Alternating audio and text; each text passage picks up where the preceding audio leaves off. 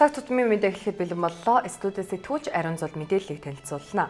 Монгол Туркийн хамтарсан Улаанбаатарын Эмпати сургуулийн захирал Турк улсын иргэн Весел Акчай Монгол улсад цагаачлах хүсэлт гаргажээ. Учир нь түүнийг өөрийн улсаас нь баривчлах ажиллагаа явуулсан үйл явдлын дараа тэрээр Монгол улсад үлдсэн насандаа суух хүсэлтэй байгаагаа албан бишгээр өгсөн байна.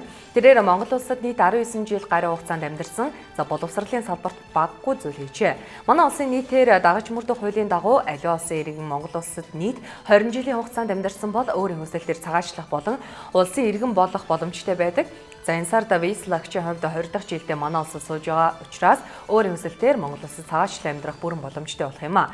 Яг түүнийг баривчлахаар Турк улсаас гадаад хэргийн асуудал хариуцсан ажилтнууд ирэх болсон нь одоо хүртэл нууц хэвээр байна.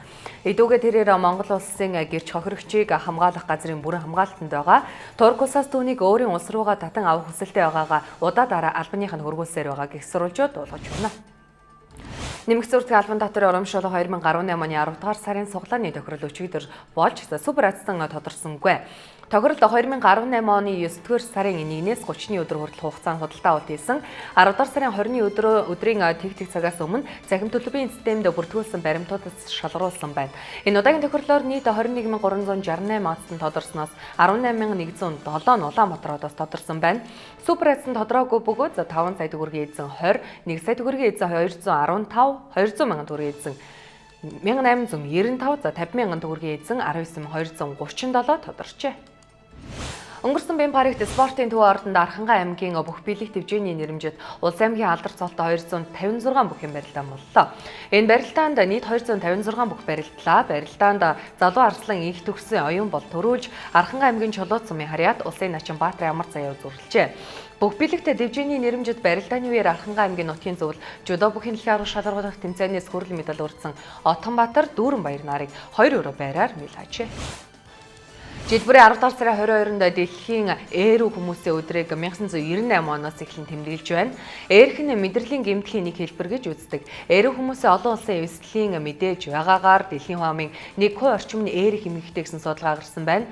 Хүүхдийн ээрэлт нь гэр орны урамсгал эцэг эх хоорондын харьцаатай холбоотой байх магадaltaй.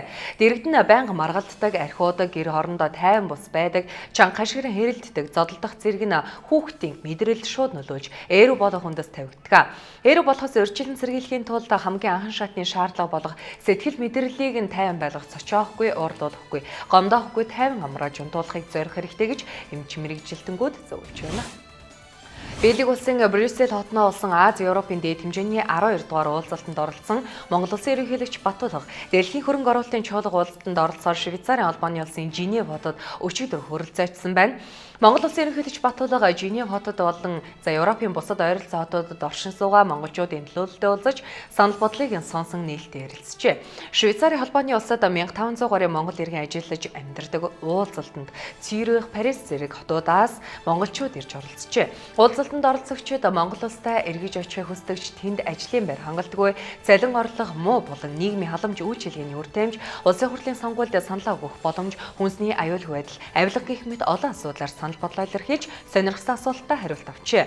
Тэд Монгол улсад амьдрах орчин баталгаагүй, шудраг бус байдал, азар авч авилга их байгаа зэрэг ихээхэн санаа зовж байгаагаа илэрхийлсэн байна. Цаг тутмын мэдээ танилцууллаа. Студиэс сэтгүүлч Ариун Зул ажиллалаа.